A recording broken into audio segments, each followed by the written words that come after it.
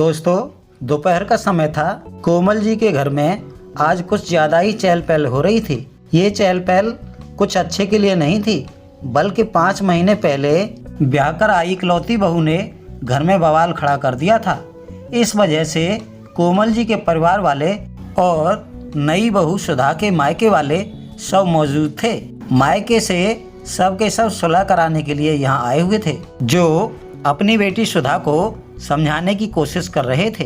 साथ ही सास ससुर भी समझाने में लगे थे, लेकिन बहू थी के सभी को ठेंगा दिखा रही थी, क्योंकि उसे अलग गृहस्थी बसाने का बुखार जो चढ़ा था और वो अपने सास ससुर के साथ नहीं रहना चाहती थी। मायके वालों के काफी समझाने बुझाने के बाद भी जब कोई बात नहीं बनी तो बीच का रास्ता ढूंढा जाने लगा। सब अपनी अपनी ही बात किए जा रहे थे। वहीं एक तरफ काफी देर से चुप बैठे कोमल जी और उनके पति सुधीर जी यानी सुधा के सास ससुर एक दूसरे की शक्ल देख रहे थे और चुपचाप सबकी बातें सुन रहे थे। जबकि बहू सुधा रो रो कर अपने मम्मी पापा को बता रही थी कि कैसे उसके सास ससुर उसे परेशान करते हैं, बात बात पर टोकते हैं। बेटा अरविंद भी अपनी तरफ से बात कहने की कोशिश कर रहा था, लेकिन उसकी कोई नहीं सुन रहा था। भला ऐसे मामलों में लड़कों की कोई बात सुनी भी जाती है क्या? कोमल जी आंखों में आंसू लिए सिर्फ अपने घर का तमाशा बनते देख रही थी और साथ ही सोच रही थी कि कैसे कैसे उन्होंने ये घर बनाया था। कोमल जी जब शादी होकर आई थी तब सुधीर जी की स्थिति कुछ ज़्यादा अच्छी नहीं थी। घर में सास, 2 ननद सब थे और कमाने वाले सिर्फ सुधीर जी, और घर के नाम पर 2 टीन सेट के कमरे थे। एक में सास और ननद रहती थी तो दूसरे कमरे में सुधीर जी और कोमल जी। उनके कमरे में ही रसोई घर का भी इस्तेमाल किया जाता था, लेकिन कोमल जी के संस्कार ऐसे थे कि उन्होंने उन टीन सेट के कमरों को भी अपना महल समझा। हालांकि अरमान तो थे कि कभी उनके सिर पर भी ढंग की छत जरूर होगी, और इसके लिए उन्होंने सुधीर जी का पूरा साथ दिया। सुधीर जी की कमाई ज़्यादा तो नहीं थी, पर इतनी तो थी कि घर का खर्चा आराम से निकल जाता था और दोनों बहनों की पढ़ाई का खर्चा भी हो जाता था। पर उन दोनों की शादी भी तो करनी थी, इसके लिए कुछ सेविंग भी चाहिए थी। कोमल जी भी सिलाई का काम जानती थी, इसलिए उन्होंने घर में ही लोगों के कपड़े सिलना शुरू कर दिए और अपनी जिम्मेदारी से कभी मुंह नहीं मोड़ा। यहाँ तक कि अपनी इच्छाओं को भी कहाँ दबा दिया उन्हें खुद पता नहीं चला। माँ की दवाई, दोनों बहनों की पढ़ाई, उनकी शादियाँ, अरविंद का जन्म, सब कुछ उन्हीं 2 टीन सेट के कमरों में हुआ। आधी उम्र निकल गई, लेकिन अपना घर बनाने का सपना ही रह गया। अरविंद की पढ़ाई पर पूरा ध्यान देने के बाद दोनों पति पत्नी इतनी तो बचत करने लगे थे कि कैसे भी करके इन 2 कमरों पर तो ढंग की छत बन ही जाए। पर फिर भी कभी बहनों के ससुराल में कोई काम आ जाता तो कभी हारी बीमारी, पर फिर भी दोनों ने हिम्मत नहीं हारी। जैसे जैसे पैसे एकत्रित होते गए वैसे वैसे एक एक कमरे की छत बनती गई और फाइनली अरविंद की पढ़ाई पूरी होने तक मकान अपने पूरे नक्शे पर आ चुका था। एक एक कमरा करके पूरा मकान तैयार हो चुका था। आज घर में 2 कमरे, 1 हॉल, किचन, सब कुछ था। अरविंद की पढ़ाई पूरी होने के बाद उसकी नौकरी लग गई। अब तो माता पिता दोनों को लगने लगा कि उनकी मेहनत रंग ले आई। अब क्या था, अब तो बस घर में बहू लाने की तैयारी होने लगी। अरविंद आखिर इकलौता लड़का जो है, अपना खुद का घर है, अच्छी नौकरी करता है, इसलिए सुधा का रिश्ता अरविंद के लिए खुद आगे चलकर आया था। देखने में सुधा भी सबको भली लगी थी, इसीलिए अरविंद की शादी सुधा से पक्की कर दी। कुछ महीने बाद दोनों की शादी भी हो गई, लेकिन सुधा को अपने सास ससुर के साथ रहना रास नहीं आया। आजकल की जनरेशन का परिवार से मतलब पति पत्नी और सिर्फ अपने बच्चों से होता है। यही सोच सुधा की भी थी। उसे सास ससुर के साथ रहना किसी बंदे से कम नहीं लगता था। कोमल जी और सुधीर जी कुछ कहते भी तो उसे लगता है कि ये लोग मुझे टोक रहे हैं। घर के काम करने में उसे वैसे ही रोना आता था, जिसमें से तो आधे से ज्यादा काम तो कोमल जी ही कर लेती थी। बाहर से सब्जी भाजी और सामान लाने का काम सुधीर जी कर लेते थे। कहीं आने जाने पर कोई भी रोक टोक नहीं थी। जब भी अरविंद और सुधा कहीं घूमने जाते थे, कोमल जी खुद अपने और सुधीर जी के लिए खाना बना लेती थी, लेकिन सुधा से कभी कुछ नहीं कहती थी।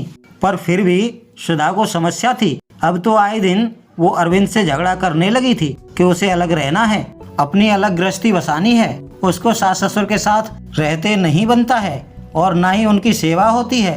पर अरविंद हर बार समझा बुझाकर बात को टाल देता था। लेकिन अभी पिछले 2 महीने से तो सुधा बात बात पर बतंगड़ बनाने लगी थी। घर की सुख शांति पूरी तरह से भंग हो चुकी थी और आज सुबह बात भी कुछ नहीं थी। सुबह के 9 बज चुके थे पर सुधा अभी तक कमरे से उठकर नहीं आई थी, जबकि अरविंद ऑफिस जा चुका था। कोमल जी को लगा कि शायद बहू की तबीयत खराब हो गई है, इसलिए कोमल जी सुधा के कमरे में बिना दस्तक दिए चली गईं और वहां जाकर उससे पूछने लगी, क्या हुआ बहू, तुम आज उठी नहीं, क्या तुम्हारी तबीयत खराब है?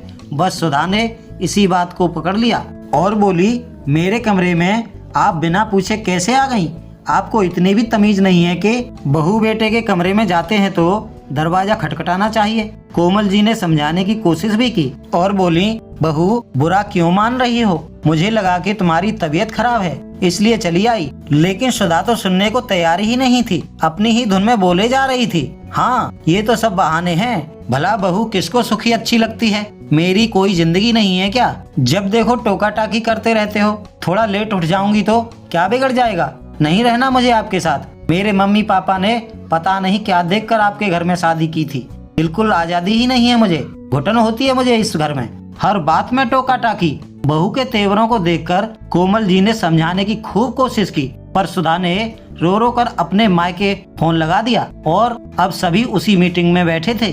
अरविंद को भी ऑफिस से फोन करके बुला लिया गया। अचानक सुधा की मम्मी खड़ी हो गईं और सुधीर जी से बोली, देखिए समधी जी, हमारी बेटी आपके साथ नहीं रहना चाहती और हम इसे इस तरह रोने के लिए आपके घर में नहीं छोड़ सकते। अब आपको इसका कुछ तो निवारण निकालना ही पड़ेगा। कम से कम आप भी शांतिपूर्वक रहें और ये लोग भी शांतिपूर्वक रह सकें। मैं बेटी की माँ हूँ, मैंने उसे विदा किया है और वो खुश नहीं है। यह सब जानकर मुझ पर क्या बीतेगी आप समझ सकते हैं। इधर सुधीर जी निरंतर समधन जी को देख रहे थे। कुछ सोचकर वो भी खड़े हो गए और समधन जी के सामने हाथ जोड़कर बोले, देखिए समधन जी, मैं मानता हूँ कि आपकी बेटी हमारे साथ नहीं रहना चाहती है तो हमें कोई समस्या नहीं है। आपकी बेटी अलग रहना चाहती है तो अलग रहे, अपनी अलग गृहस्थी बसाना चाहती है तो बिल्कुल शौक से बसाए। पास खड़ा अरविंद बोल पड़ा, पापा जी आप ये क्या कह रहे हैं? तो सुधीर जी ने उसे हाथ दिखाकर आश्वासन देते हुए चुप करा दिया और अलग रहने की बात सुनकर सुधा के चेहरे पर मुस्कान आ गई। आखिर उसकी मनसा जो पूरी हो रही थी। तभी समधन जी ने कहा, तो समधी जी बताइए कि आप इस घर में से कौन सा और कितना हिस्सा अपने बेटे और बहू को नई गृहस्थी बसाने के लिए दे रहे हैं, ताकि अभी के अभी हम इनकी गृहस्थी साथ के साथ सेट कर जाएं और फिर बच्चे आपके पास ही तो रहेंगे। सुधीर जी ने पहले तो कोमल जी की तरफ देखा और फिर समधन जी की तरफ देखते हुए बोले, देखिए समधन जी, मुझे कोई परेशानी नहीं है। आखिर मैं भी एक पिता हूँ। जैसे आपने अपनी बेटी विदा की है तो मैं भी अपने बेटे को विदा कर दूंगा, पर इस मकान में से हिस्सा नहीं होने दूंगा। सुधीर जी की बात सुनकर सबके सब सकते में आ गए और सुधा बोली, आप ऐसा कैसे कर सकते हैं पापा जी? आखिर इस घर पर हमारा भी तो हक है। अचानक सुधा ने जब ये कहा तो सुधीर बहू से उसकी तरफ मुस्कुराते हुए बोले, देख बहू, इस गलत फहमी में मत रहना। ये घर पूरी तरह से मेरा और कोमल का है। हमने पाई पाई जोड़कर इसे खड़ा किया है। इसे बनाने के लिए अपनी अनगिनत इच्छाओं को मारा है। इसकी एक एक ईंट में हमारे खून पसीने की कमाई लगी है। अगर तुम्हें अपनी अलग गृहस्थी बसाने का शौक है तो बेशक बसाओ, लेकिन अपने दम पर, ससुर के दम पर नहीं। और रही बात पास रहने की तो समधन जी चिंता मत कीजिएगा, हमारे आसपास ही कहीं किराए का कमरा ढूंढ देता हूँ मैं। आपकी बेटी को कोई परेशानी नहीं होगी। सुधीर जी की ये बात सुनकर बहू सुधा की सिट्टी पिट्टी गुम हो गई। उसे इस तरह के जवाब की बिल्कुल भी उम्मीद नहीं थी। अब नए तरीके से गृहस्थी शुरू करना सुधा के बस की बात नहीं थी। सुधा ने उम्मीद के साथ अपने पिता की तरफ देखा तो वे सुधीर जी के साथ खड़े थे और बोले, बेटा मैं तो सुधीर जी के साथ हूँ। अपनी मेहनत की कमाई का गुरूर ही कुछ और होता है और जिसने गृहस्थी खुद बसाई है ना, उसे गृहस्थी की अहमियत बहुत अच्छे से पता होती है। बसी बसाई चीज से हिस्सा मांग लेना बहुत आसान है। दोस्तों कहानी अच्छी है ना, तो अब लाइक भी कर दीजिए। सुधा को तो अभी भी यकीन नहीं हो रहा था कि ये हो क्या रहा है। उसने फिर उम्मीद भरी नज़रों से अपनी मम्मी की तरफ देखा तो माँ ने भी जवाब दे दिया और बोली, बेटा मुझे भी लगता है कि तेरे पापा सही कह रहे हैं। जो इंसान अपने हाथों से तिनका तिनका जोड़कर अपनी गृहस्थी बसाता है ना, उसे अच्छे से पता होता है कि गृहस्थी की अहमियत क्या है और फिर उस बसी हुई गृहस्थी को देखना कितने सुकून के पल होते हैं। मैं तुझसे ऐसे पल छीनना नहीं चाहती, पर तू फिक्र मत कर, मैं किराए के कमरे में भी तेरा सारा सामान शिफ्ट करवा कर ही जाऊंगी। आखिर माँ हूँ ना, मुझे अच्छे से पता है कि तुझे अकेले में काम करने में परेशानी होती है। अब तो सुधा से कुछ बोलते ही नहीं बन रहा था। आखिर जब सुधा ने देखा कि उसके माता पिता भी उसके साथ नहीं है तो आखिरकार हार थक कर सुधा को उसी घर में रहना पड़ा। अभी भी कई बार अलग होने का कीड़ा कुलबुलाता था, लेकिन जानती थी कि साथ देने वाला कोई नहीं है। तो धीरे धीरे सुधा को भी गृहस्थी की समझ आ गई और पूरा परिवार हंसी खुशी रहने लगा। दोस्तों आज के लिए इतना ही, मिलते हैं अगली कहानी में, तब तक के लिए नमस्कार।